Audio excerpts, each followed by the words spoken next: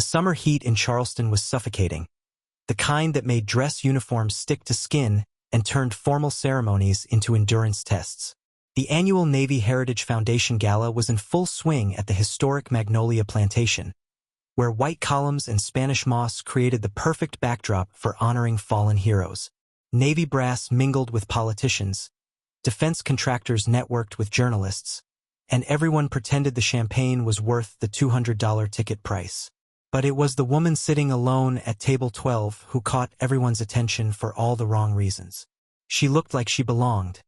Crisp white dress uniform, perfectly pressed ribbons, posture that screamed military discipline.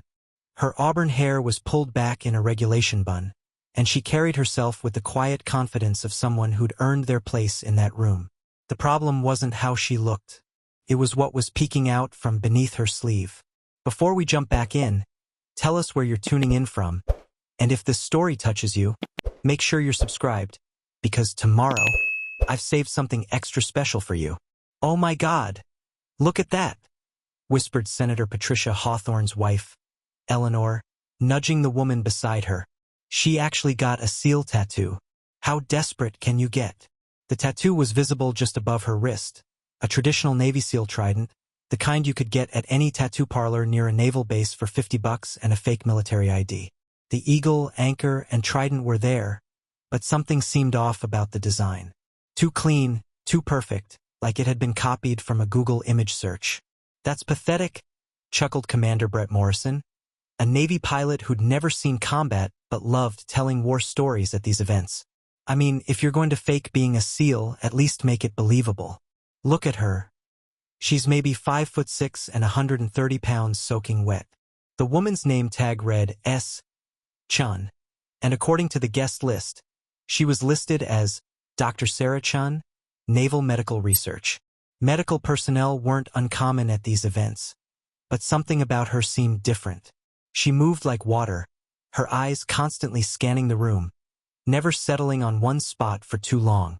When she walked, her steps were silent despite the marble floors that announced everyone else's approach. Probably bought the uniform online, snickered Lieutenant Commander James Walsh, adjusting his own chest full of ribbons. Half these wannabes think they can fool civilians, but we can spot them from a mile away. I bet she's never even been on a ship, let alone earned a trident. The mockery spread through the room like wildfire. Social media posts started appearing. Photos of Sarah taken from across the room with captions like, "Stolen Valor Alert," and, "When you order Navy SEAL from Wish." The hashtag fake SEAL began trending locally within an hour. Sarah seemed oblivious to the attention, or perhaps she simply didn't care. She sat quietly, occasionally sipping her water, never alcohol, observers noted, and checking an old-fashioned watch that looked military-issued but worn. When speakers took the podium to honor fallen servicemen, she stood and placed her hand over her heart like everyone else. But there was something in her eyes during those moments, a distant look that suggested she was remembering faces the rest of the room had never known. The evening's keynote speaker was supposed to be Admiral Rebecca Torres, a decorated officer who'd commanded naval operations in 3 different theaters. But as the evening progressed, whispers spread that she'd been unexpectedly called away on urgent Navy business. Her replacement would be Admiral Marcus Sterling, a man whose reputation preceded him like thunder before lightning. Sterling was old-school Navy, the kind of officer who'd climbed the ranks when being tough meant surviving, not just enduring. He'd served in every major conflict of the past 30 years and had been present at operations that officially never happened. When he walked, younger officers stepped aside. When he spoke, rooms went quiet. And when he looked at you, you felt like he could see straight through to your soul. As Admiral Sterling took the stage, his steely gray eyes swept across the audience. He began his prepared remarks about honor, sacrifice, and the price of freedom, the usual speech template for such events.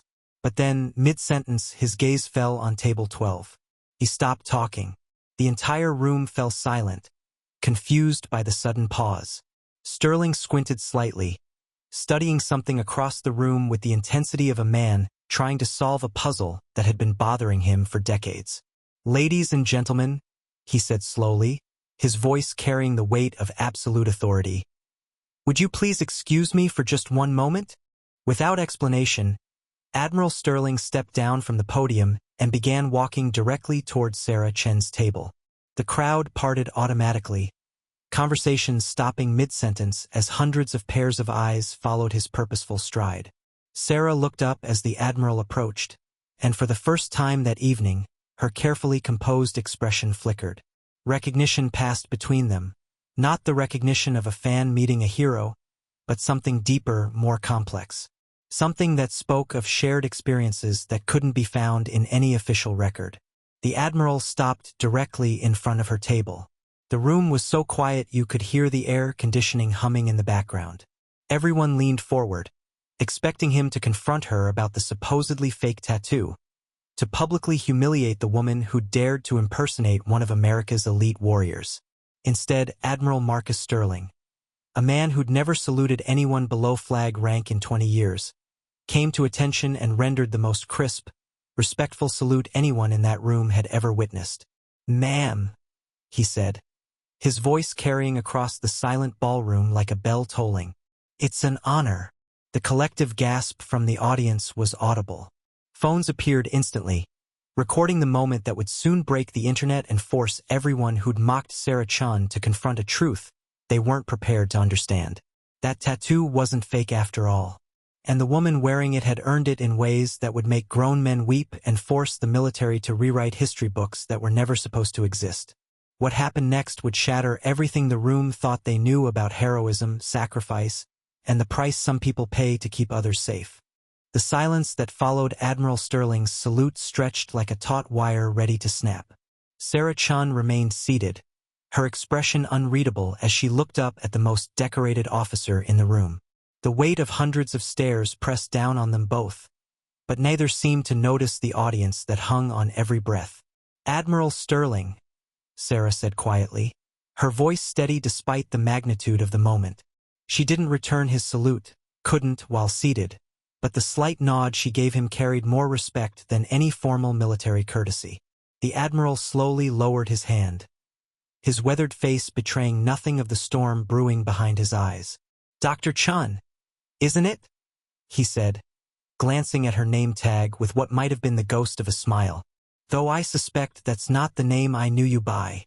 Senator Hawthorne's wife grabbed her husband's arm, her manicured nails digging into his expensive suit. "What the hell is happening?" she hissed under her breath. "Why is he saluting some fake?"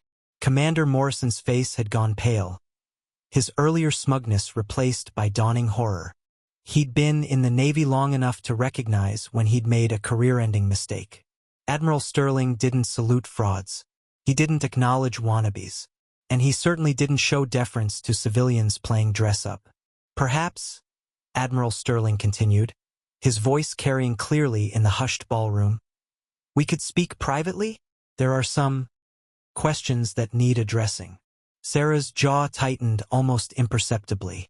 "I think we both know this isn't the time or place for those questions, Admiral."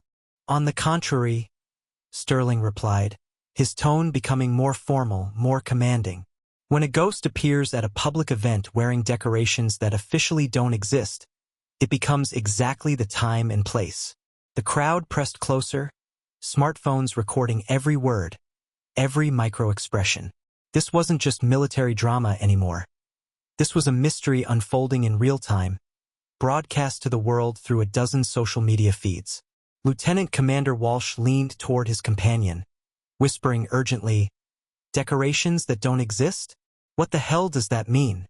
But Sarah had caught the Admiral's words too, and for the first time that evening, something shifted in her demeanor.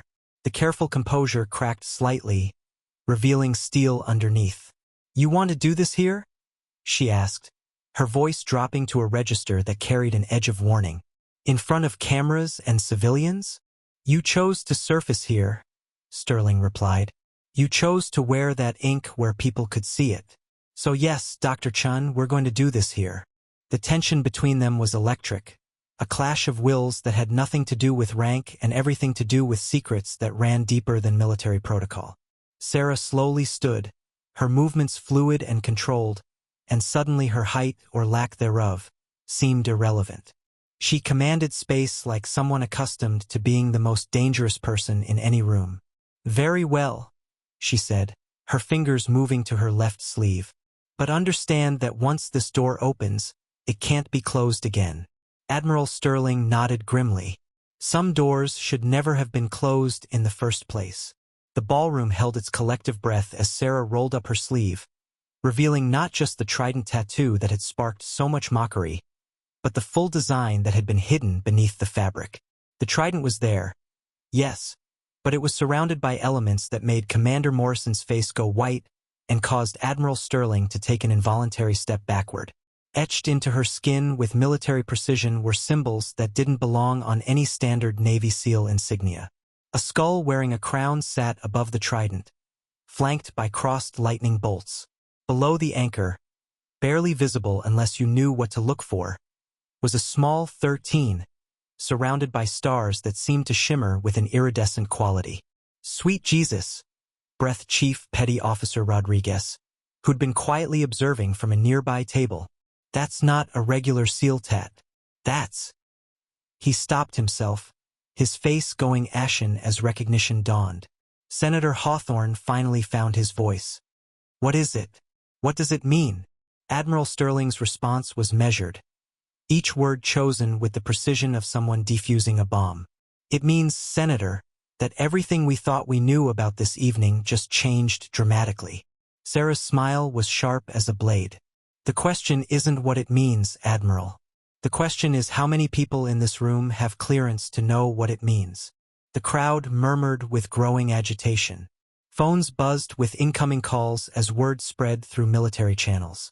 In the back of the room, a man in a dark suit, clearly not military, spoke urgently into a secure phone, his face grim.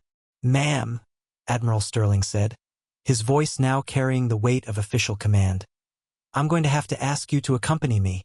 There are protocols that need to be followed." "Protocols," Sarah repeated, her tone suggesting she found the word amusing. "You mean the same protocols that declared me dead 3 years ago?" The gasps from the crowd were audible this time. Dead? How could someone who was standing right in front of them be dead? Commander Morrison grabbed the nearest chair for support, finally understanding that he'd stumbled into something far beyond his comprehension. Dr. Sarah Chun had just claimed to be officially deceased, was wearing military decorations that apparently didn't exist in any public record, and had an admiral treating her with a level of respect usually reserved for heads of state. Sarah looked around the room at the sea of confused, frightened faces. "You wanted to know if my tattoo was real," she said, her voice carrying to every corner of the ballroom. "Here's what's real. Some of us serve in ways that can never be acknowledged. Some of us make sacrifices that can never be honored. And some of us disappear so completely that even our deaths become classified." She turned back to Admiral Sterling. "But every now and then we come back. And when we do, the world has to decide whether it's ready to learn what we've been doing in the shadows." The Admiral's hand moved instinctively to his secure phone. "Ma'am, with respect, you're creating an incident that's going to have ramifications far beyond this room." "Good," Sarah replied, her smile returning. "It's about time someone did." In the distance, the sound of approaching sirens began to filter through the ballroom's elegant atmosphere. Whether they were coming for Sarah Chun or to protect her, no one in that room could say. But everyone understood that they were witnessing something that would be talked about for years to come. The woman they'd mocked for her fake SEAL tattoo was about to teach them a lesson about assumptions, secrets, and the price of service that goes so deep it doesn't officially exist. The sirens grew louder as black SUVs pulled up to the plantation's circular driveway, their tinted windows reflecting the setting sun like dark mirrors. Sarah Chun watched through the ballroom's floor-to-ceiling windows as men in tactical gear emerged from the vehicles, moving with the practiced efficiency of a unit that had done this countless times before. "Your friends work fast," she said to Admiral Sterling, her tone conversational despite the gravity of the situation. Sterling's face was granite. "They're not my friends, and this is bigger than both of us now."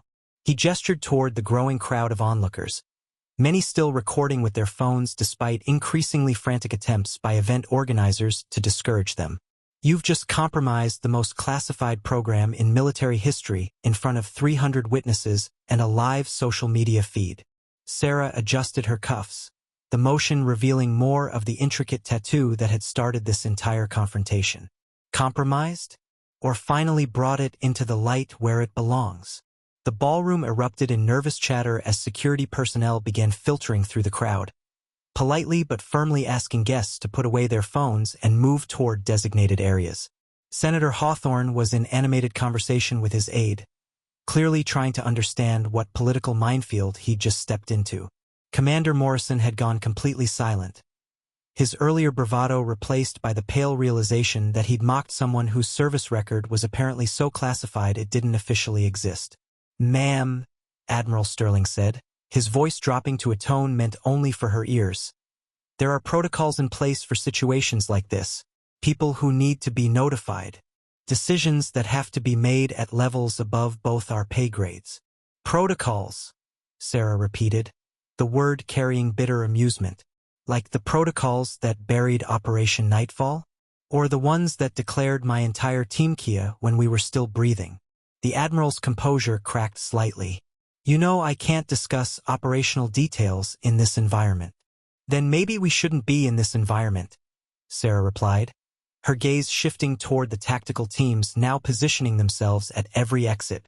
"Although I notice someone's already made that decision for us." A man in his 50s approached their table, his civilian suit unable to disguise the military bearing that marked him as intelligence.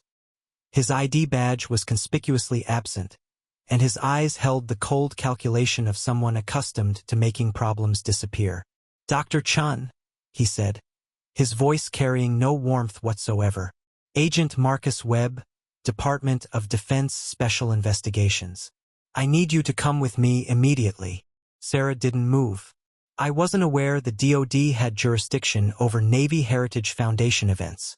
"They do when classified assets surface without authorization," Webb replied tersely. "Your presence here constitutes a breach of national security protocols established under Executive Order 14623. You have 60 seconds to comply voluntarily before this becomes a federal arrest." The nearby guests had gone silent, straining to hear the conversation that was clearly spiraling far beyond a simple military ceremony. Eleanor Hawthorne clutched her pearls, literally, while her husband frantically typed on his phone, likely trying to get guidance from his staff on how to handle whatever political crisis was unfolding. Admiral Sterling stepped forward, his voice carrying the authority of 3 decades of command. "Agent Webb, with respect, Dr. Chun is under naval jurisdiction. Any actions regarding her status need to be coordinated through proper military channels." Webb's smile was razor-thin. "Admiral, with equal respect, Dr. Chun ceased to be under naval jurisdiction the moment she was declared killed in action. Dead personnel don't have rights or protections under military law." "Interesting legal theory," Sarah interjected, her voice maintaining its steady calm despite the escalating tension. "Tell me, Agent Webb, what happens when dead personnel start talking to reporters? Do they gain zombie rights? Or do they remain legally non-existent?" The question hung in the air like a challenge. Webb's face darkened as he realized the implications. Every word of this conversation was being overheard by civilians with smartphones, many of whom were likely already sharing clips on social media despite the security presence. "You're walking a very dangerous line, Dr. Chun," Webb warned. "There are consequences for exposing classified programs." "Consequences for whom?" Sarah asked, standing slowly. Her movement was fluid, controlled, and somehow conveyed more threat than any aggressive gesture could have. "For the people who've been covering up war crimes? Or for the soldiers who were ordered to commit them?" The accusation hit the room like a thunderclap. Senator Hawthorne's face went white. War crimes were career-ending allegations, even for witnesses. Commander Morrison looked like he might be sick, finally understanding that he'd stumbled into something that could destroy careers and topple governments. Admiral Sterling's voice cut through the shocked silence. "Dr. Chun, I strongly advise you to consider your next words very carefully." "I've had 3 years to consider them, Admiral," Sarah replied. 3 years of being officially dead while watching the people responsible for Operation Nightfall get promoted and decorated. 3 years of knowing that my teammates died not for their country, but for someone's political ambitions. Agent Webb reached for his secure phone, but Sarah's hand moved faster, covering his wrist with a grip that made him wince. "I wouldn't do that," she said quietly. "Not unless you want this conversation to become even more public than it already is." The tactical teams at the exits shifted restlessly, clearly receiving instructions through their earpieces. The situation was escalating beyond anyone's ability to control it quietly, and everyone in the room could sense it. "You have no idea what you're unleashing," Webb hissed through gritted teeth. Sarah's smile was cold as Arctic wind. "Agent Webb, I spent 18 months in a hole in Afghanistan thinking about exactly what I would unleash when I got the chance.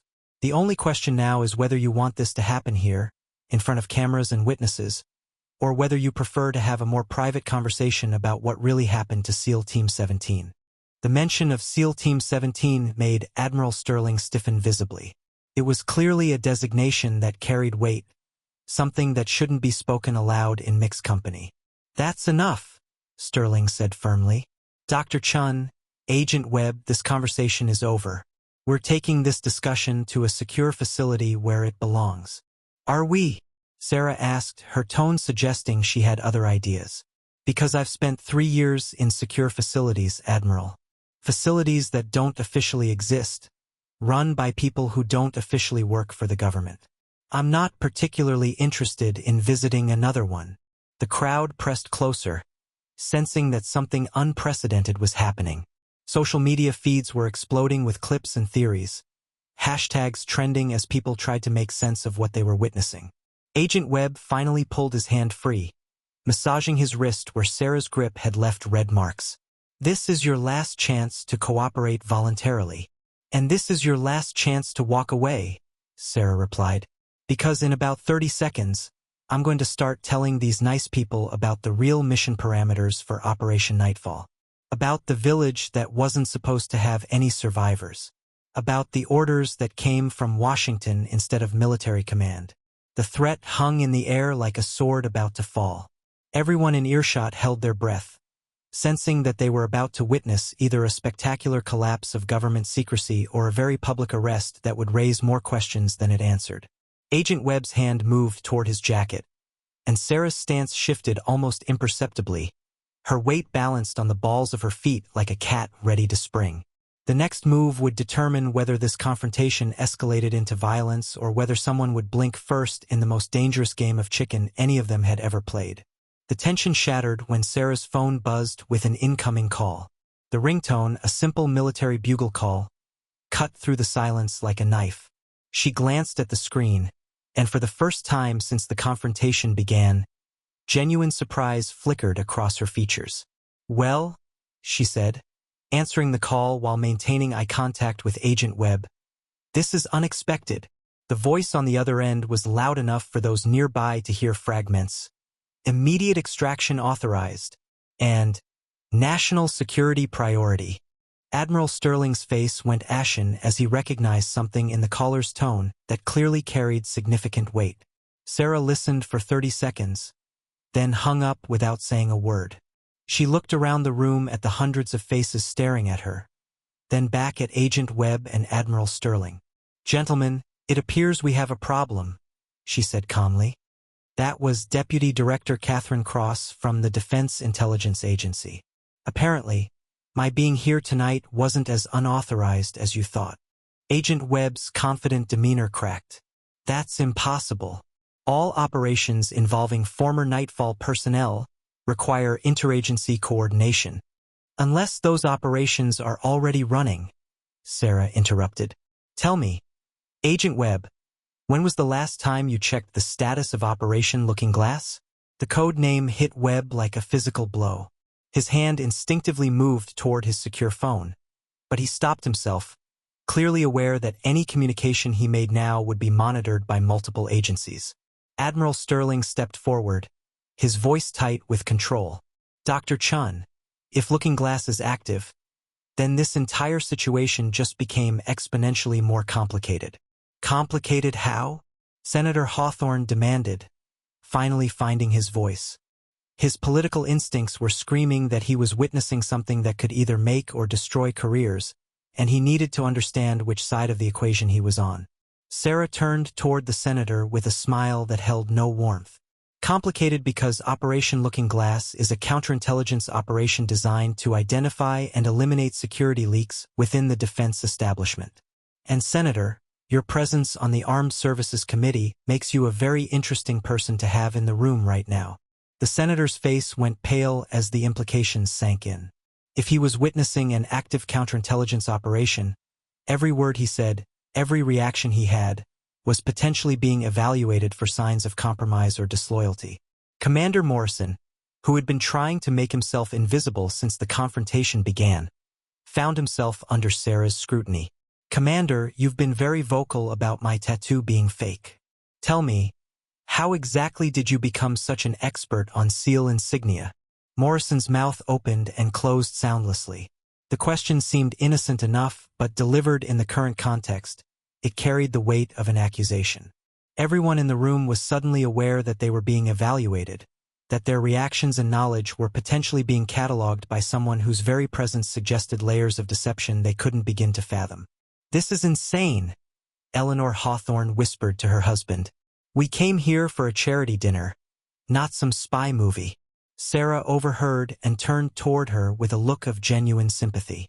"Mrs. Hawthorne, I understand your confusion, but sometimes spy movies and charity dinners intersect in ways that make everyone uncomfortable." Agent Webb had been frantically typing on his secure device, and his face had grown increasingly grim as responses came back. "Admiral," he said quietly, "we need to evacuate these civilians immediately. If Looking Glass is operational, then everyone in this room is now a potential intelligence asset or security risk." "Evacuate to where?" Admiral Sterling asked. "And under what authority? We can't just disappear 300 civilians without triggering a massive investigation. We can if those civilians witnessed a classified operation in progress," Webb replied tersely. "National Defense Authorization Act, Section 1041. Any civilian who inadvertently observes classified activities can be held for debriefing and security evaluation." The crowd had been listening to every word, and the mention of being held for debriefing caused an immediate stir. Phones appeared again as people tried to call lawyers, family members, anyone who might help them navigate what was rapidly becoming a nightmare scenario. Sarah watched the growing panic with apparent amusement.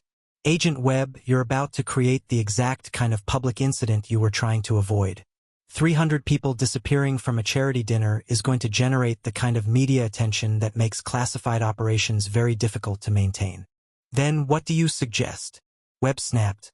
"I suggest you start thinking about damage control instead of damage creation," Sarah replied.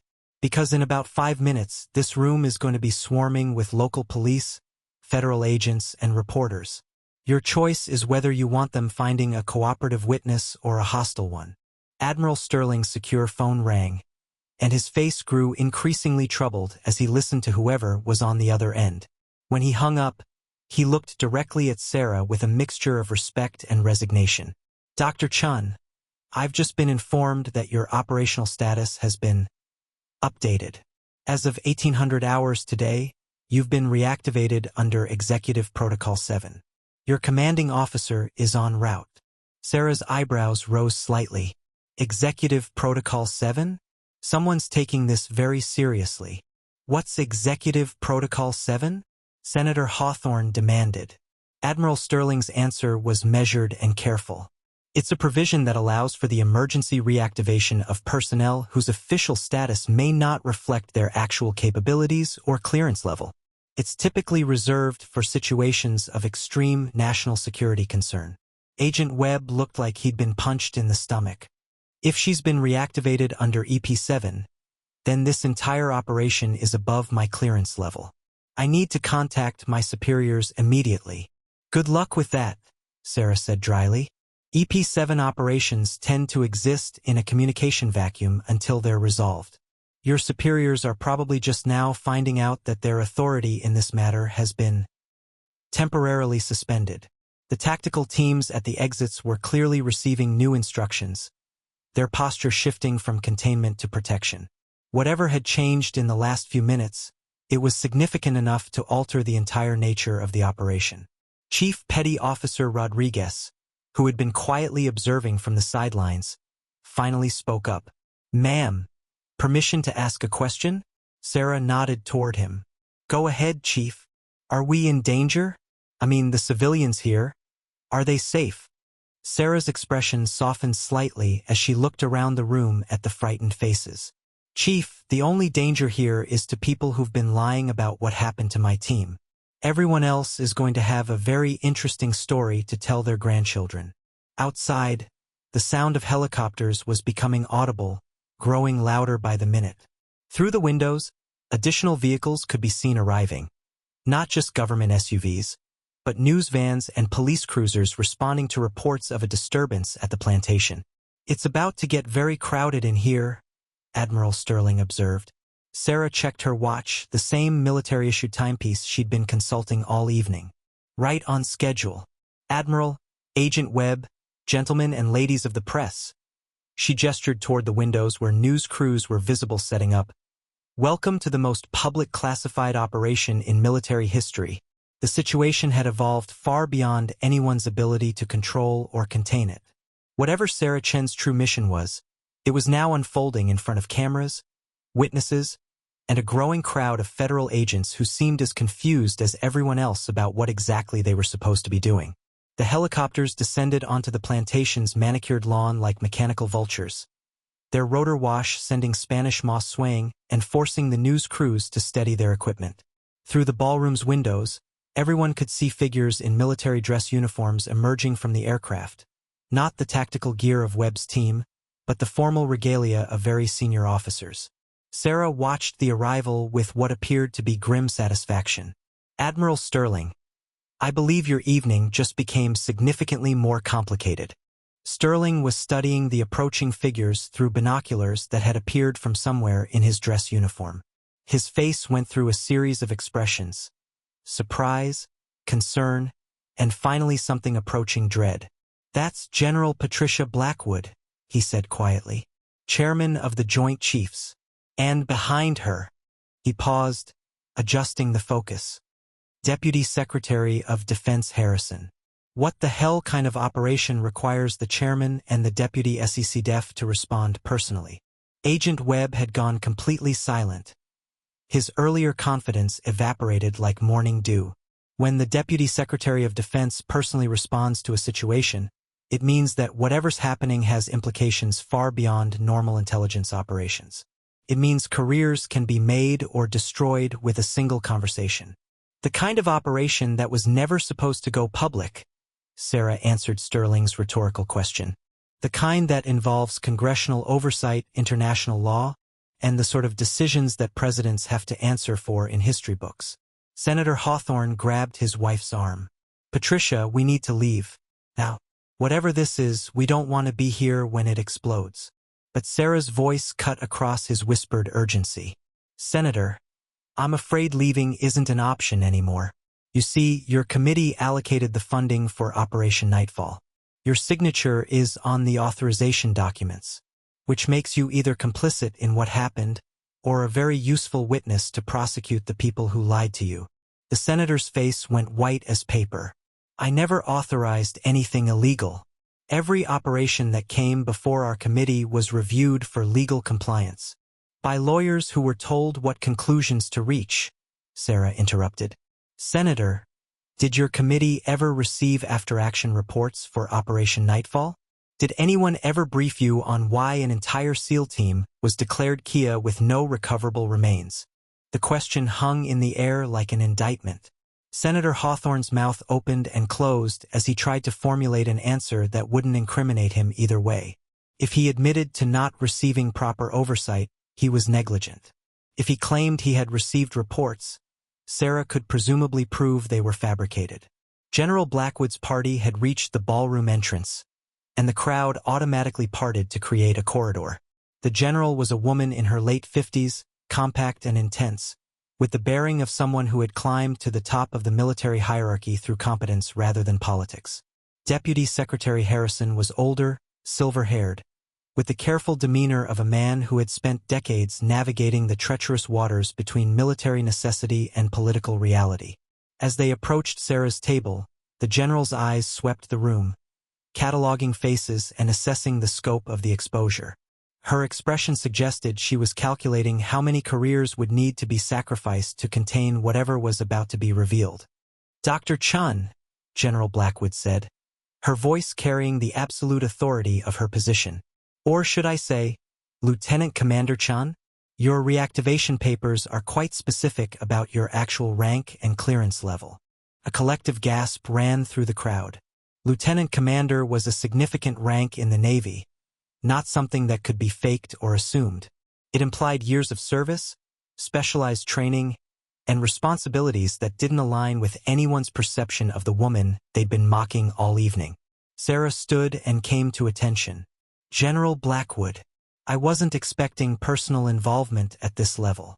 When a supposedly dead officer surfaces at a public event and starts discussing classified operations in front of civilians and cameras, it tends to require personal involvement, Blackwood replied dryly. "Deputy Secretary Harrison has some questions for you." Harrison stepped forward, his face grave. "Commander Chun, your unauthorized disclosure of operational details has created a national security crisis. We have allies asking questions, enemies trying to exploit the information, and a media circus that's going to require very careful management." "Unauthorized." Sarah's tone carried a hint of challenge. "Mr. Secretary, I was ordered to surface tonight. Executive Protocol 7 doesn't activate itself." The statement hit the room like a bombshell. If Sarah had been ordered to reveal herself, it meant that everything that had happened was intentional: the public confrontation, the exposure of classified information, the media attention. It was all part of a larger operation. Deputy Secretary Harrison's carefully composed expression flickered.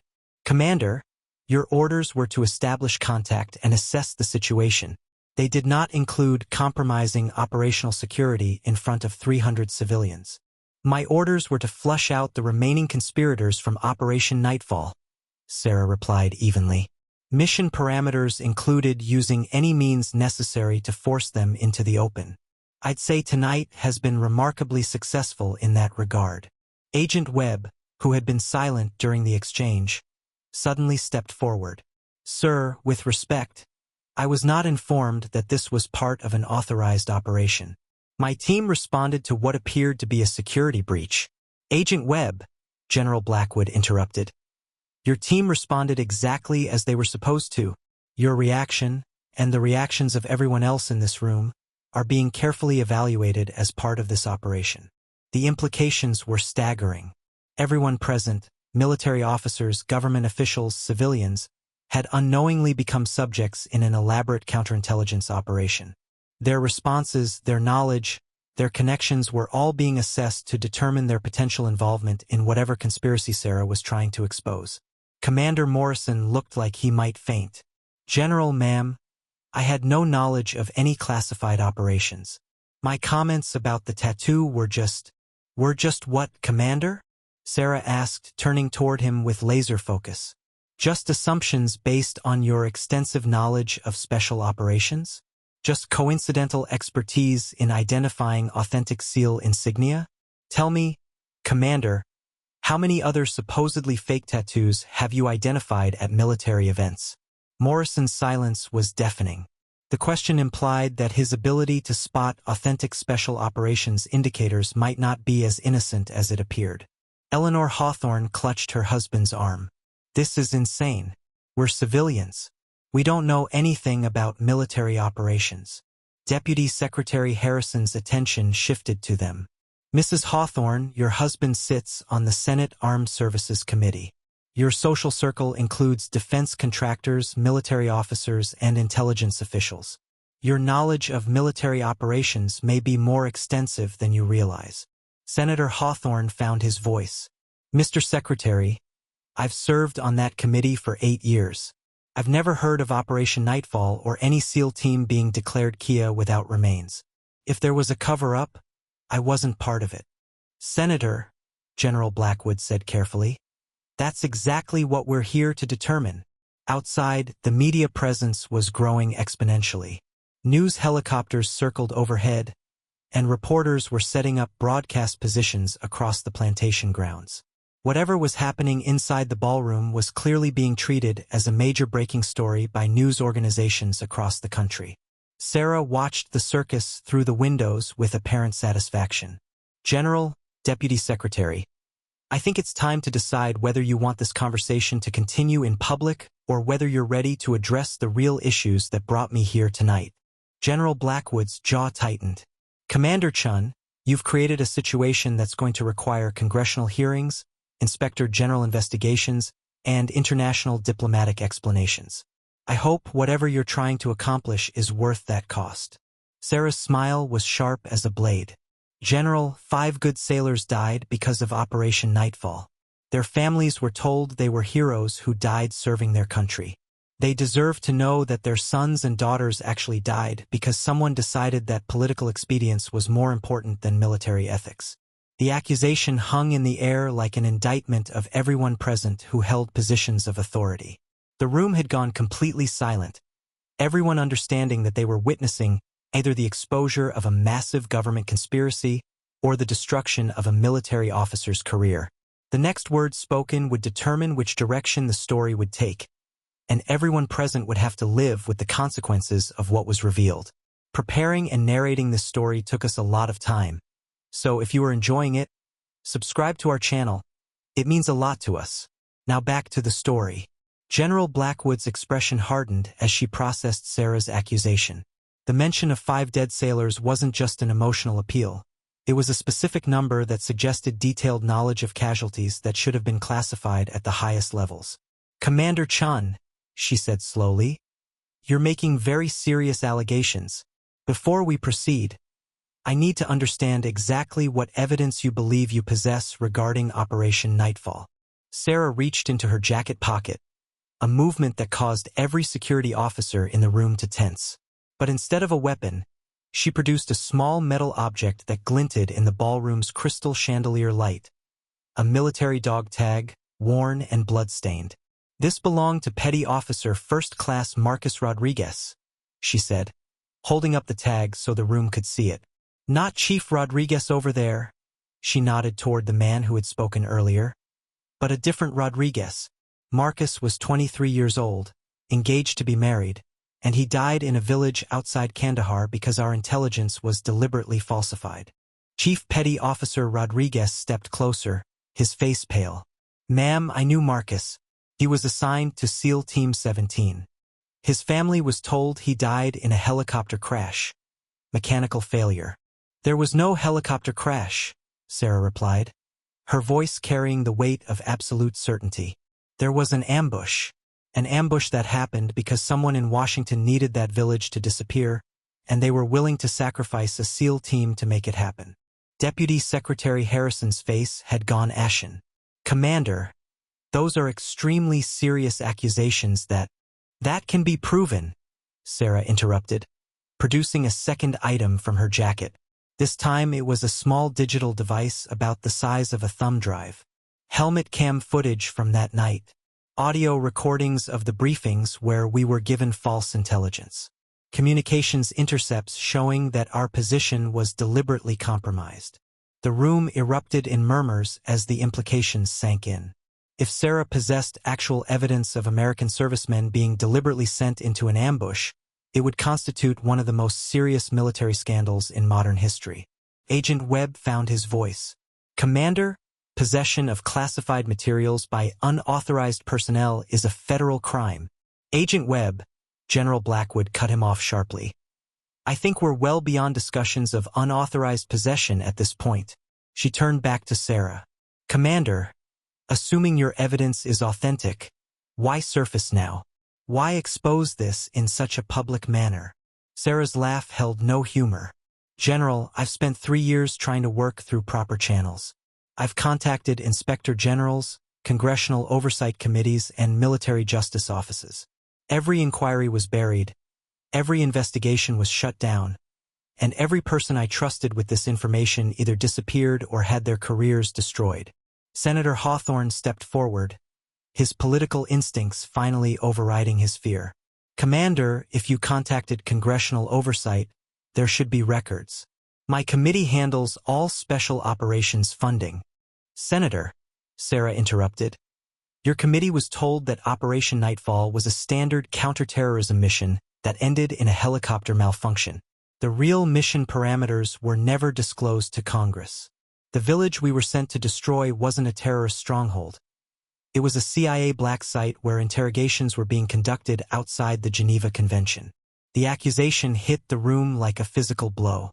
A CIA black site meant torture, illegal detention, and operations that violated international law. If SEAL Team 17 had been sent to eliminate evidence of such activities, it would implicate the highest levels of government. Deputy Secretary Harrison's secure phone was buzzing constantly, but he ignored it.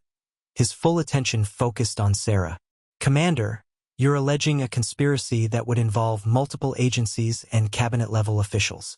Do you understand the magnitude of what you're claiming? Mr. Secretary, I understand exactly what I'm claiming because I lived it, Sarah replied. I was the only survivor of that ambush, and I spent the next 18 months in a Taliban prison camp listening to them describe how they knew exactly when and where we would be arriving. General Blackwood's expression had shifted from skeptical to deeply troubled. Commander, if you were captured, how did you escape? And why were you declared Kia instead of MIA? Because declaring me dead was more convenient than explaining why I was alive, Sarah said. The rescue operation that extracted me wasn't official. It was conducted by a team of operators who weren't supposed to exist. When they brought me back, I was debriefed by people who made it very clear that my survival was a problem that needed to be managed. The implications were staggering. If Sarah had been rescued by an unofficial team and then hidden rather than properly repatriated, it suggested a level of compartmentalization and secrecy that went far beyond normal special operations protocols. Commander Morrison, who had been growing increasingly pale throughout the conversation, suddenly spoke up. General, ma'am, I think there's something you need to know about the funding for that operation. All eyes turned to Morrison, whose face showed the expression of a man who had finally realized he was drowning and was ready to grab any lifeline available. Commander Morrison, General Blackwood said carefully, do you have knowledge relevant to Operation Nightfall? Morrison swallowed hard. Ma'am, I was a budget analyst at SOCOM in 2021. I processed the funding authorization for what I was told was a routine direct action mission in Afghanistan.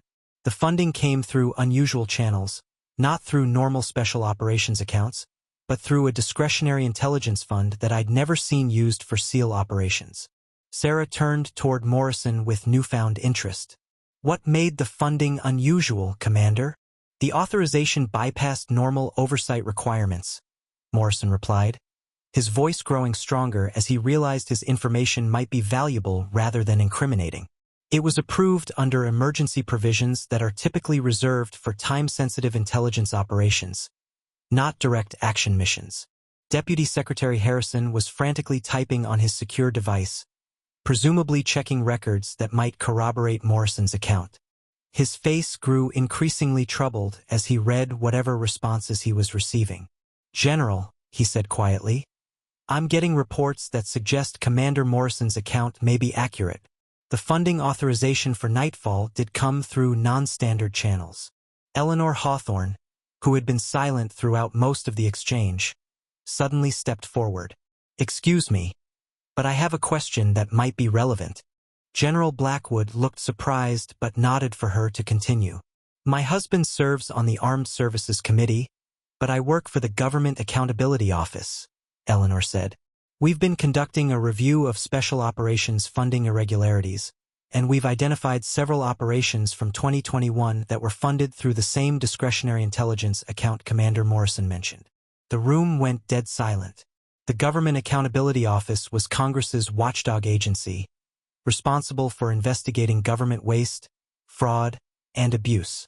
If they were already investigating the funding for Operation Nightfall, it meant Sarah's allegations were about to receive official scrutiny whether the military wanted it or not. Senator Hawthorne stared at his wife in shock. Patricia, why didn't you tell me about this investigation? Because it was classified, and because some of the operations we were reviewing involved congressional authorizations that you had signed, she replied matter-of-factly. There were potential conflicts of interest that required careful handling. Sarah looked around the room at the faces of people who were beginning to realize that the conspiracy she was describing wasn't a theory. It was a documented pattern of illegal activity that was already under investigation by multiple agencies. Ladies and gentlemen, she said quietly, welcome to the reason I decided to surface publicly tonight. This isn't just about Operation Nightfall. It's about a systematic pattern of illegal operations that have been funded through black budgets, conducted without proper oversight, and covered up through the deliberate sacrifice of American servicemen. The weight of her words settled over the room like a shroud. Everyone present understood that they were no longer witnessing a simple military confrontation. They were witnessing the exposure of a conspiracy that reached the highest levels of government and had cost American lives to maintain its secrecy. The question now was whether the truth would finally see daylight, or whether the forces that had kept it buried for 3 years would find a way to silence it once again. The revelation that Eleanor Hawthorne's GAO investigation was already examining the same funding irregularities that had enabled Operation Nightfall sent shockwaves through the assembled crowd. General Blackwood's secure phone immediately began buzzing with what were obviously urgent communications from Washington. Mrs. Hawthorne, General Blackwood said, her voice tight with control, I need to understand the scope of your investigation. How many operations are we talking about? Eleanor consulted a small notebook she had produced from her purse. 17 operations over a 3-year period, all funded through the same discretionary account, all involving special operations teams that were subsequently declared Kia with no recoverable remains. The number hit the room like a physical blow.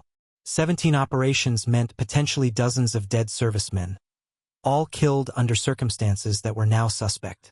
If the pattern Sarah described for Operation Nightfall applied to all 17 missions, it suggested a systematic program of assassination and cover-up that dwarfed any previous military scandal. Agent Webb, who had been growing increasingly agitated as the scope of the conspiracy became clear, suddenly stepped forward.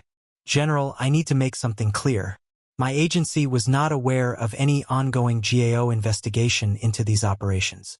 If there's been a deliberate effort to compartmentalize information, Agent Webb, Deputy Secretary Harrison interrupted, his face grim as he read from his secure device. Your agency's lack of awareness appears to be intentional. I'm receiving reports that suggest information about Mrs. Hawthorne's investigation has been deliberately withheld from multiple agencies, including yours. Sarah watched the exchange with grim satisfaction. Now you're beginning to understand the scope of what we're dealing with. This isn't just about one rogue operation. It's about a shadow network within the defense establishment that's been operating outside congressional oversight, military law, and constitutional authority. Chief Petty Officer Rodriguez, who had been listening in stunned silence, finally found his voice. Ma'am, you said Marcus Rodriguez died because the intelligence was falsified. Who falsified it? Sarah's expression hardened. The intelligence came from a joint CIA-DIA fusion cell that was supposedly tracking high-value targets in Afghanistan. But the cell was actually being run by a private contractor, Meridian Strategic Solutions, that had financial interests in maintaining instability in the region. The mention of a private contractor added another layer of complexity to the conspiracy. Private military contractors operated in legal gray areas, often conducting operations that government agencies couldn't officially acknowledge. If Meridian Strategic had been manipulating intelligence to protect their business interests, it meant American soldiers had died for corporate profits. Senator Hawthorne's face had gone white as the implications sank in. Commander Chun, are you suggesting that a private company was directing military operations? I'm not suggesting it, Senator, Sarah replied. I'm stating it as fact. Meridian Strategic was being paid by the CIA to provide intelligence analysis, but they were also being paid by Afghan government officials to ensure that certain villages remained under government control. When the village we were sent to became inconvenient for both clients, they arranged for it to be eliminated along with anyone who might have witnessed what was happening there. General Blackwood was frantically typing on her secure device, clearly trying to verify Sarah's claims through official channels. Her expression grew increasingly troubled as responses came back. "Commander Chan," she said slowly, "I'm receiving confirmation that Meridian Strategic Solutions did hold contracts with both CIA and Afghan government entities during the relevant time period. The financial arrangements you describe appear to be accurate." Eleanor Hawthorne looked up from her notebook. "General, Meridian Strategic is also connected to 14 of the 17 operations my team has been investigating. They provided intelligence or logistical support for every mission that resulted in total team casualties." The pattern was now undeniable. A private contractor had systematically manipulated intelligence to ensure that American special operations teams were sent on missions that would result in their deaths, all to protect the company's business relationships and eliminate potential witnesses to illegal activities. Commander Morrison, emboldened by his earlier contribution, spoke up again. "Ma'am, there's something else about the funding that might be relevant. The discretionary account that paid for these operations, it wasn't subject to normal congressional oversight because it was classified as a counterterrorism emergency fund. But the money didn't come from the Pentagon budget." "Where did it come from?" Deputy Secretary Harrison asked. "State Department," Morrison replied. "Specifically, from funds allocated for diplomatic security in Afghanistan. Meridian Strategic was being paid to protect American diplomatic facilities, but they were using that money to fund military operations that served their private interests." The revelation added yet another dimension to the scandal. If State Department funds intended for diplomatic security were being diverted to fund illegal military operations, it meant the conspiracy reached beyond the Defense Department into the highest levels of American foreign policy apparatus. Agent Webb's phone buzzed with an incoming secure call. He answered it, listened for several seconds, then his face went ashen. "General," he said quietly, "I'm being told that this conversation is being monitored by multiple agencies and that several arrests have been authorized." "Arrests of whom?" General Blackwood demanded. "Unknown," Webb replied, "but the authorization came from the Attorney General's office, which suggests this has escalated to a level that's beyond military jurisdiction." Through the ballroom windows, additional vehicles could be seen arriving, black SUVs with government plates, but also unmarked vans that suggested federal law enforcement was preparing for a major operation. The media presence had grown exponentially, with news helicopters circling overhead and reporters from major networks setting up broadcast positions. Sarah watched the developing situation with apparent calm. "Ladies and gentlemen, what you're witnessing is the culmination of a 3-year investigation that began the night my team was murdered in Afghanistan. Every person who participated in that conspiracy, every official who covered it up, and every contractor who profited from it is about to face justice." "Commander," General Blackwood said carefully, "you're describing a conspiracy that would involve dozens of people across multiple agencies. The evidence required to prosecute such a case would be enormous." Sarah smiled for the first time since the evening began. "General, I didn't spend 3 years hiding in a cabin somewhere feeling sorry for myself. I spent 3 years collecting evidence, documenting connections, and building relationships with honest people in every agency that was compromised by this conspiracy." She gestured toward Eleanor Hawthorne. "Mrs. Hawthorne's GAO investigation wasn't a coincidence. It was initiated based on information I provided through intermediaries. Commander Morrison's knowledge of the funding irregularities isn't accidental. He was specifically chosen for this event because of his access to relevant financial records. The implications were staggering. Sarah hadn't simply surfaced randomly at a charity dinner. She had orchestrated an elaborate operation to expose the conspiracy by bringing together all the necessary witnesses and evidence in a single location where the truth couldn't be suppressed or compartmentalized. Deputy Secretary Harrison stared at her with something approaching awe. "Commander, you're describing a counterintelligence operation that's been running for 3 years without official authorization. The resources and coordination required were provided by honest people within the system who were tired of watching American soldiers die for corporate profits." Sarah interrupted. "There are more of us than the conspiracy realized, and we've been building a case that's absolutely airtight." Outside, the sound of additional helicopters was growing louder, But these weren't news aircraft. Through the windows, military markings were visible on approaching aircraft, suggesting that whatever operation was unfolding was about to enter its active phase. "General," Sarah said quietly, "I suggest you prepare your people for what's about to happen, because in about 5 minutes, this room is going to become very crowded with federal agents who have warrants for the arrest of several individuals connected to the Meridian strategic conspiracy." The weight of her words settled over the room like a death sentence. Everyone present understood that they were about to witness the culmination of one of the most complex and far-reaching military investigations in American history, and some of them might not be leaving as free citizens. The sound of rotor blades intensified as federal helicopters touched down on the plantation grounds. Through the ballroom's tall windows, everyone could see teams of agents in tactical gear disembarking, their movements precise and coordinated. These weren't the hasty response teams that had arrived earlier. This was a planned operation with multiple agencies working in concert. Sarah checked her military watch one final time. "Right on schedule," she murmured, then turned to address the room. "Ladies and gentlemen, I need everyone to remain calm and follow instructions exactly as given. What's about to happen has been carefully planned to ensure everyone's safety." Agent Webb's secure phone buzzed with an urgent message. As he read it, his face went from pale to completely white. "General," he said, his voice barely above a whisper, "I'm being told that warrants have been issued for 3 individuals currently in this room." The crowd stirred nervously, everyone wondering if they might be among the targets. Senator Hawthorne instinctively moved closer to his wife, while Commander Morrison looked like he might bolt for the nearest exit. "Agent Webb," General Blackwood said firmly, "I need those names." Webb hesitated, clearly torn between his duty to follow orders and his instinct for self-preservation.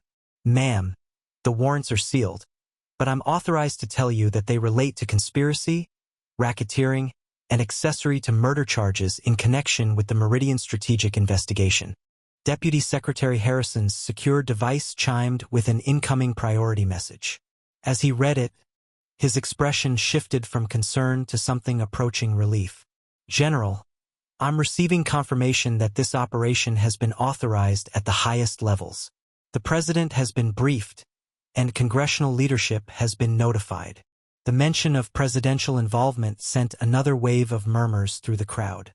If the President had personally authorized arrests at a public charity event, it meant the evidence against the conspiracy was overwhelming and the political decision had been made to expose everything rather than continue the cover-up. Through the windows, federal agents could be seen establishing a perimeter around the entire plantation. News crews were being pushed back to a designated area, but their cameras continued to roll, broadcasting live coverage of what was clearly a major law enforcement operation. Sarah moved to the center of the room, her voice carrying clearly to every corner. "Before the arrests are made, I want everyone here to understand what they've witnessed tonight. For 3 years, a conspiracy involving private contractors, intelligence officials, and military personnel has been responsible for the deaths of American servicemen. Tonight, that conspiracy ends." Eleanor Hawthorne raised her hand tentatively. "Commander Chun, my JO investigation. Will our findings be part of the prosecution?" "Mrs. Hawthorne, your investigation provided crucial corroboration for evidence we'd been gathering independently," Sarah replied.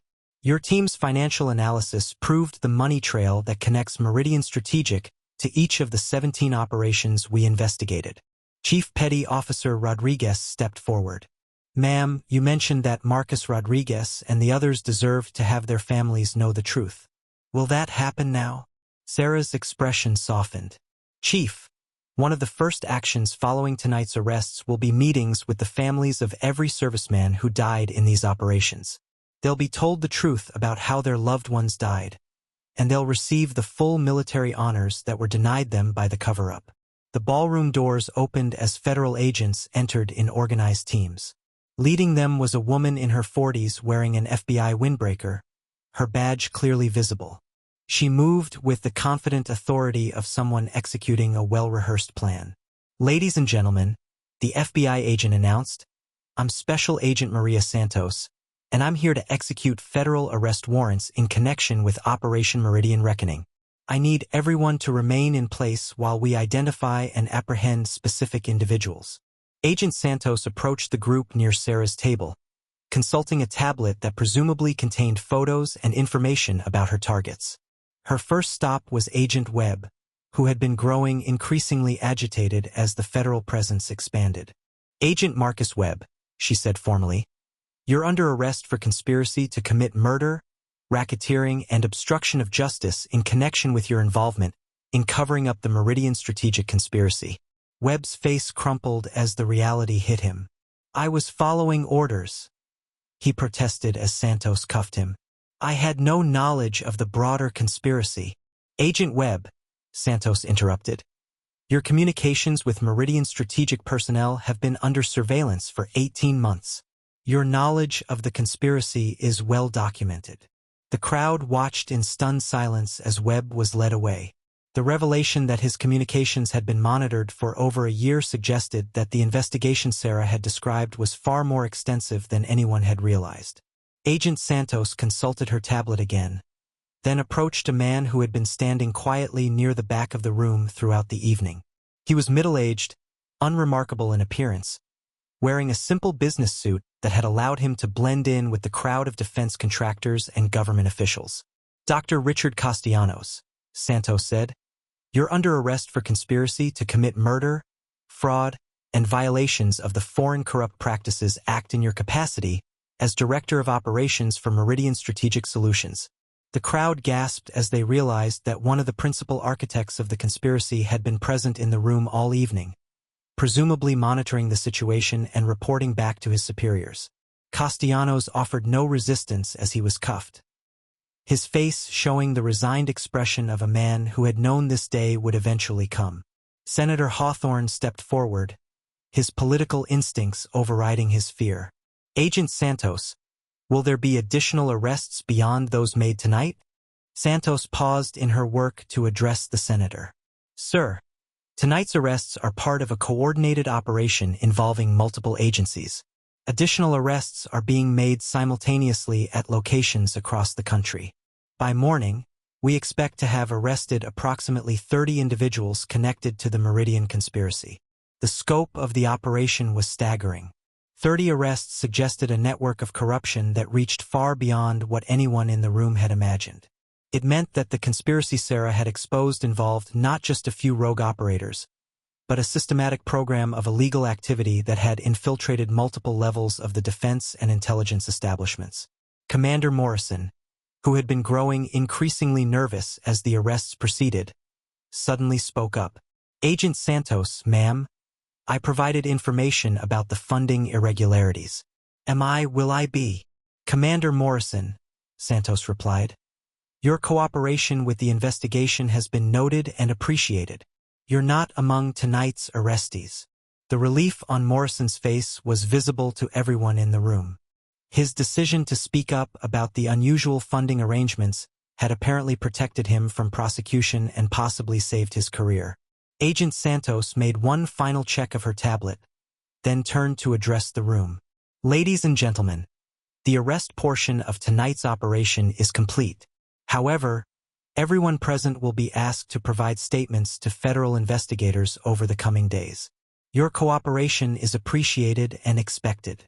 As the arrested individuals were led away, Sarah found herself surrounded by the remaining guests, all of whom seemed to be struggling to process what they had witnessed. The woman they had mocked for having a fake seal tattoo had orchestrated one of the most complex counterintelligence operations in modern military history. General Blackwood approached Sarah with something approaching awe. "Commander Chun, the coordination required to plan tonight's operation, the timing, the witness placement, the evidence preparation. It's unlike anything I've seen in 30 years of military service." Sarah's response was simple but profound.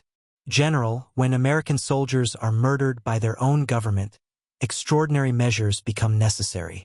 Tonight was justice delayed, but it was still justice." As federal agents continued processing the scene and news crews broadcast live coverage of the unprecedented arrests, everyone in the room understood that they had witnessed a watershed moment in American military history.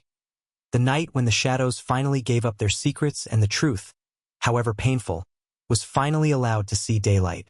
As the federal agents completed their arrests and began securing the crime scene, the atmosphere in the ballroom shifted from shock to a strange mixture of relief and anticipation. The immediate drama was over, but everyone understood that the real work was just beginning. Sarah Chun stood at the center of it all, no longer the mysterious woman with the supposedly fake tattoo, but the architect of one of the most significant counterintelligence operations in recent memory. Special Agent Santos approached Sarah with a tablet containing what appeared to be extensive documentation. "Commander Chen, we need to begin the formal debriefing process. The evidence you've provided over the past 3 years forms the foundation of our case, but we'll need detailed testimony to ensure successful prosecutions." Sarah nodded, but her attention was focused on the crowd of civilians who were still processing what they had witnessed. "Agent Santos, before we begin formal proceedings, I need to address something with these people. They've been unknowingly drafted into this operation, and they deserve to understand what happens next." Santos glanced around the room at the faces of politicians, military officers, and civilians who all wore expressions of bewildered concern. "Commander, we have protocols for handling civilian witnesses." "Agent Santos," Sarah interrupted gently, "these aren't just witnesses. Some of them have been inadvertently connected to this conspiracy for years. They need to understand how their lives might change as a result of tonight's revelations." Sarah moved to the center of the room, her voice carrying the authority of someone who had earned the right to speak for the dead. "Ladies and gentlemen, I know this evening has been overwhelming. You came here expecting a charity dinner, and instead witnessed the exposure of a conspiracy that reaches the highest levels of our government and military." Senator Hawthorne stepped forward, his political instincts finally catching up with the reality of the situation. "Commander Chun, what does this mean for ongoing military operations? For congressional oversight? For the families of the soldiers who died?" "Senator, those are exactly the right questions," Sarah replied. "Over the coming months, there will be congressional hearings that will make Watergate look like a parking violation. Every aspect of special operations funding and oversight will be scrutinized. Your committee will be at the center of reforms designed to ensure this never happens again." Eleanor Hawthorne looked up from her notebook, where she had been frantically taking notes throughout the evening. "Commander, my GAO investigation uncovered financial irregularities, but we had no idea of the human cost. How do we ensure that our oversight mechanisms actually work?" Sarah's expression grew thoughtful. "Mrs. Hawthorne, your investigation was crucial because it provided independent corroboration of what we discovered through military channels. The key is creating parallel oversight systems that can't be corrupted simultaneously. Financial auditors, inspector generals, and congressional committees all need to maintain independent access to operational information." General Blackwood, who had been conferring quietly with Deputy Secretary Harrison, rejoined the conversation. "Commander Chun, the operational security implications of tonight's revelations are staggering. How do we maintain necessary secrecy for legitimate operations while preventing the kind of abuse you've exposed?" "General, that's the fundamental challenge we face," Sarah replied. "The same compartmentalization that allowed this conspiracy to flourish is also necessary for protecting legitimate operations. The answer isn't less secrecy. It's better accountability within secret programs." Chief Petty Officer Rodriguez, who had been listening intently, raised his hand.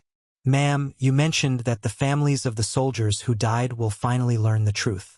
How do we tell a mother that her son didn't die heroically defending America, but was murdered by people who were supposed to protect him?" The question hung in the air like a weight. Sarah's composure flickered slightly as she considered the human cost of the truth she had fought to expose. "Chief, that's the hardest part of justice," she said quietly. "Those families have been living with a lie for 3 years. They've been told their loved ones died as heroes, and in many ways they did. They followed orders and served their country faithfully. But they also deserve to know that their deaths weren't meaningless accidents, and that the people responsible are being held accountable." Commander Morrison, who had been remarkably quiet since providing his testimony about the funding irregularities, finally spoke up. "Commander Chun, what happens to those of us who were unknowingly part of this system? I processed funding authorizations without knowing they were being used for illegal operations. How do we live with that? Sarah's response was measured and compassionate. Commander, you did your job according to the information you were given. When you learned the truth, you chose to speak up rather than remain silent. That's the choice that defines character. Not what you did when you didn't know better, but what you did when you learned the truth. Agent Santos approached the group with an update. Commander Chun, I'm receiving word that the simultaneous operations across the country have been completed.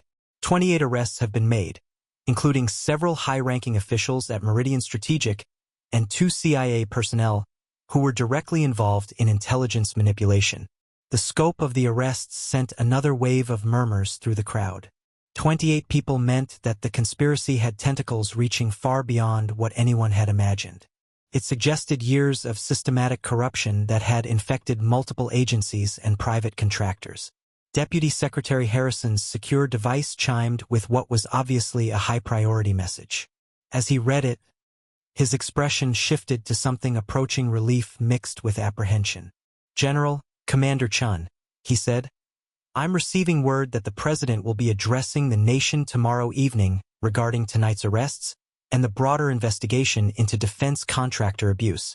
Congressional leadership from both parties has been briefed and will be issuing a joint statement supporting the investigation.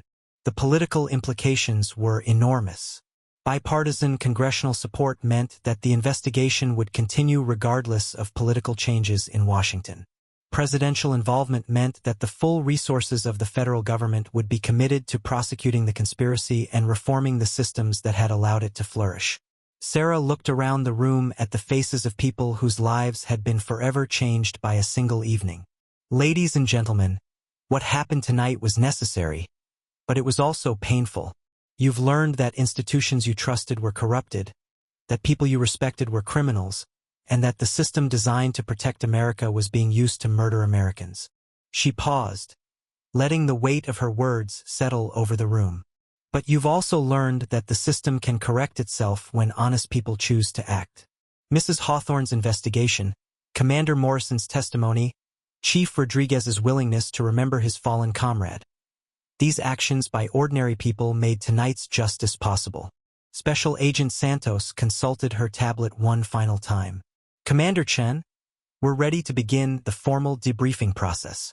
The other witnesses will be scheduled for individual interviews over the coming days.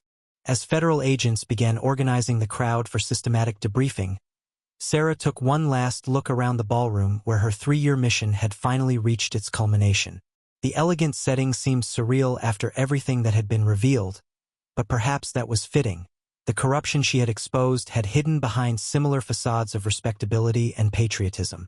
The woman they had mocked for her fake seal tattoo was about to become the star witness in the most significant military corruption trial in American history, and everyone who had witnessed her revelation would carry the memory of this night for the rest of their lives. 6 months later, the federal courthouse in Alexandria, Virginia, was surrounded by media crews and protesters as the trial of United States versus Castellanos et al. Reached its climax. Sarah Chun, now officially reinstated as Lieutenant Commander Chun with full honors, sat at the prosecution table wearing her dress blue uniform, the same trident tattoo that had started everything now visible and proudly displayed.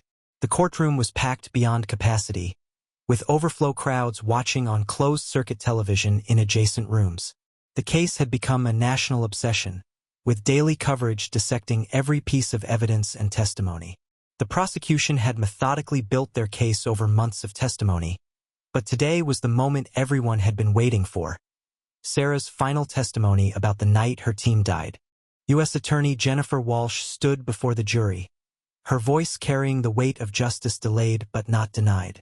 Lieutenant Commander Chun, would you please tell the jury about the events of September 15, 2021, the night your team was ambushed in Afghanistan? Sarah's voice was steady as she began the account she had carried alone for 3 years. We were inserted into what we believed was a Taliban safe house outside Kandahar. Our intelligence indicated high-value targets were meeting there to plan attacks on American forces. Everything about the mission briefing was standard, except for one detail that should have raised red flags.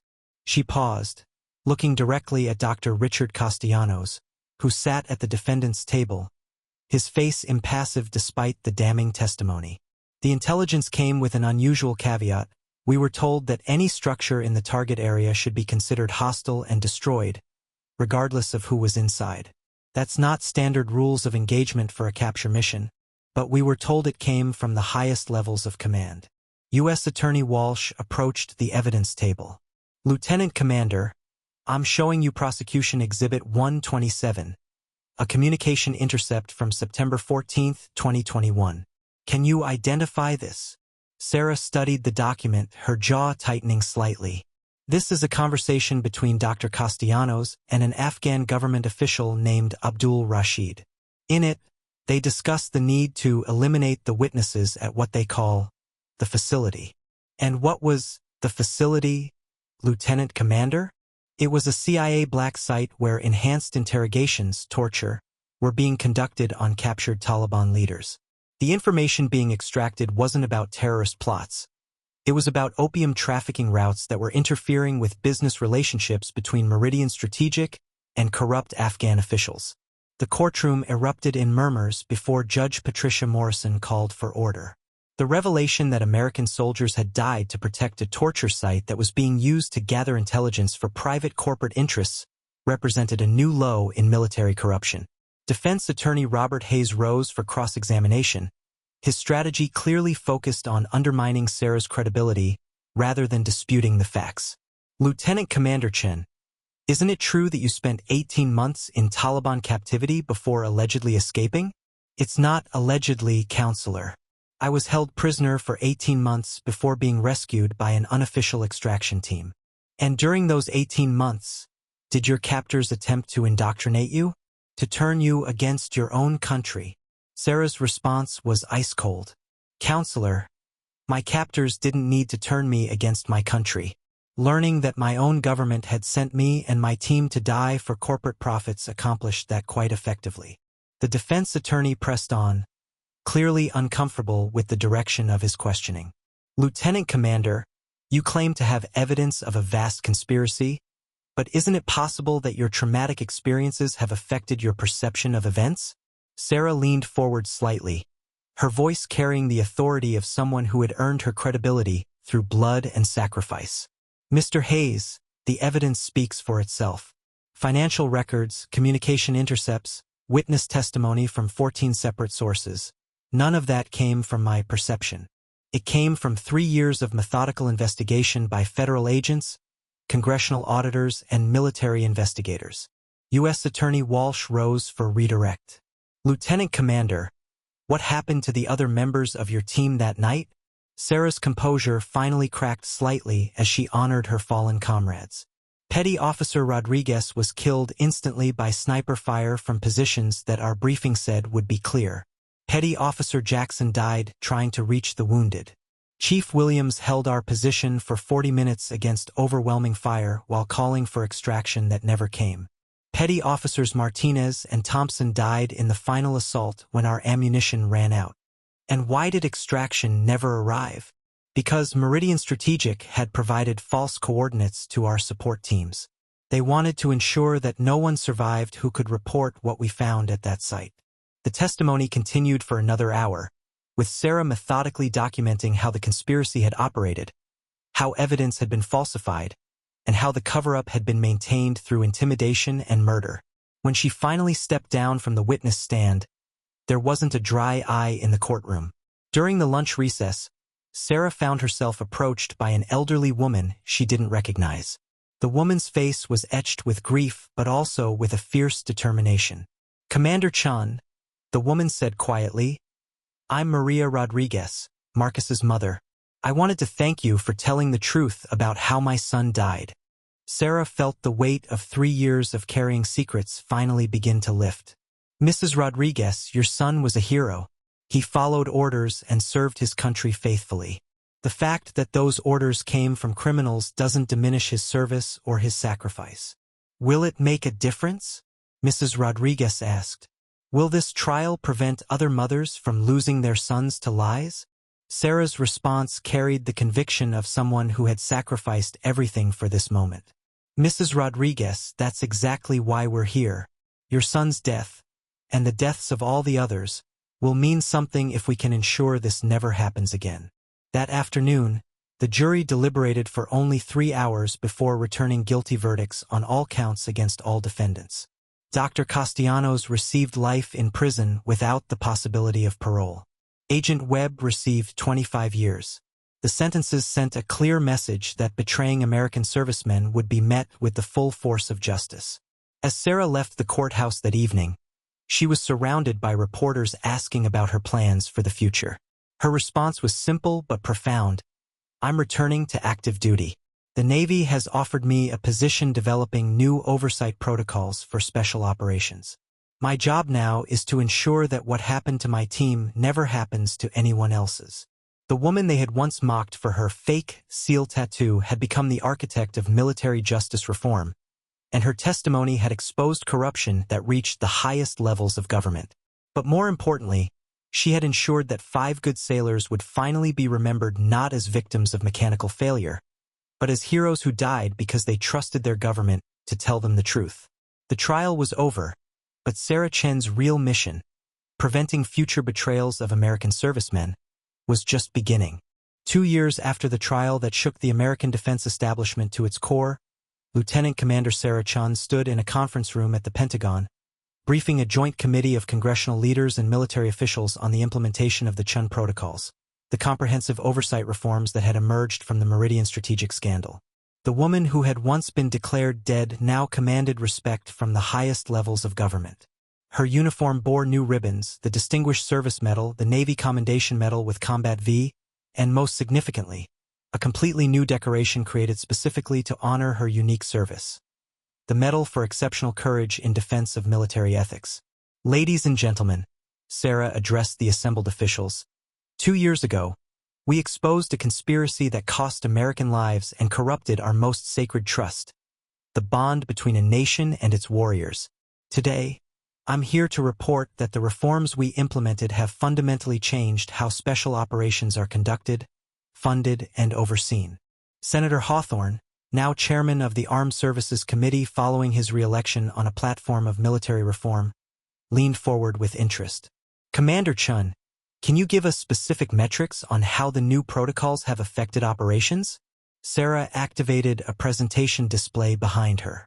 Senator, since implementing the Chun protocols, we've seen a 67% increase in operational transparency requests, a complete elimination of single-source intelligence authorizations, and most importantly, 0 casualties from compromised missions.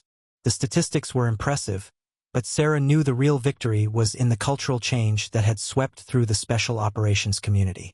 The wall of secrecy that had allowed conspiracies to flourish had been replaced by a system of transparent accountability that protected both operational security and the lives of American servicemen. General Patricia Blackwood, now chairman of the Joint Chiefs, spoke from her position at the head table.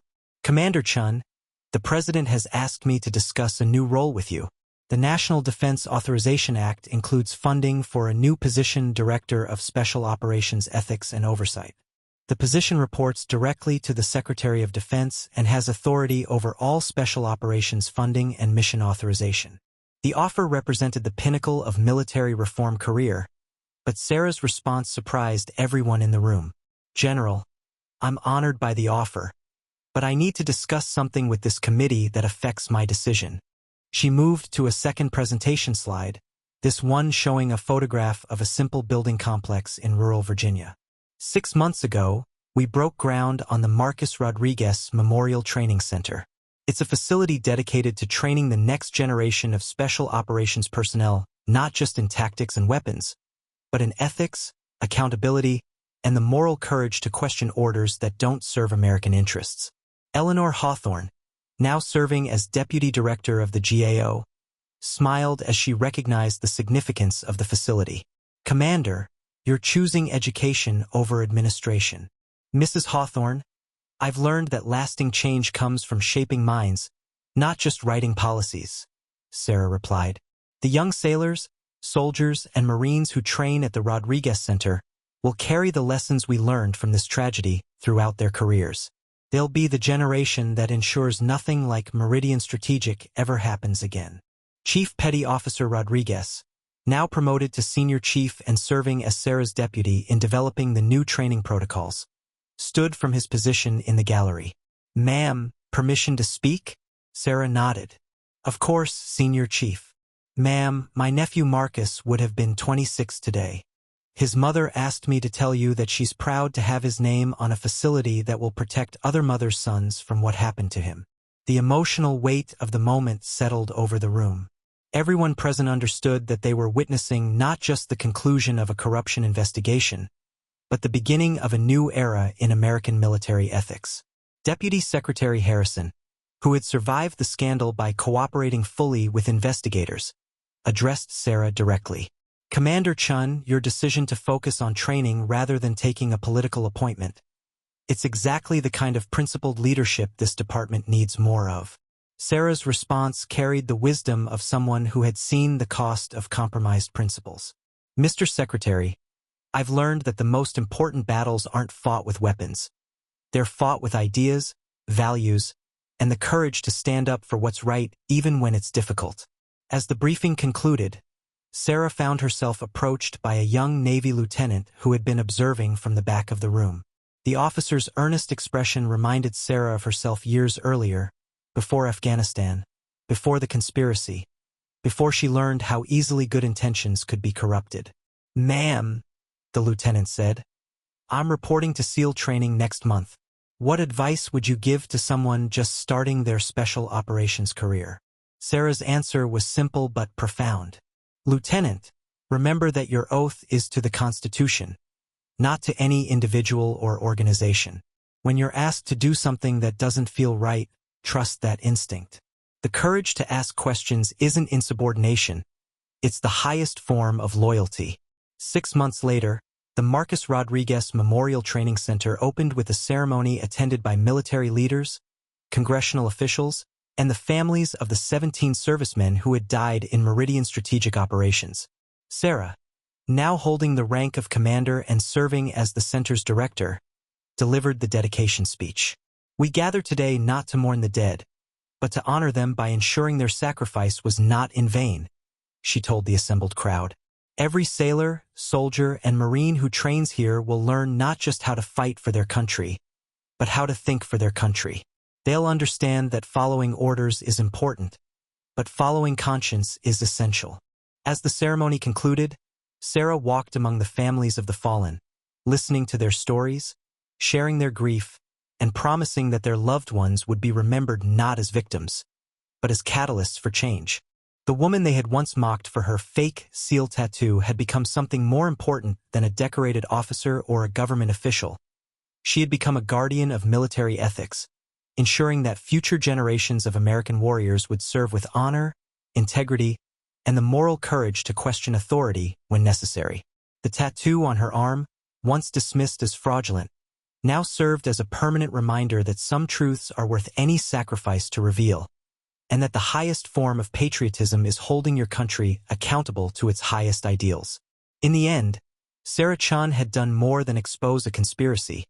She had helped rebuild the trust between America and its warriors, ensuring that those who serve in the shadows would never again be betrayed by the darkness. Up next, you've got 2 more standout stories right on your screen. If this one hit the mark, you won't want to pass these up. Just click and check them out.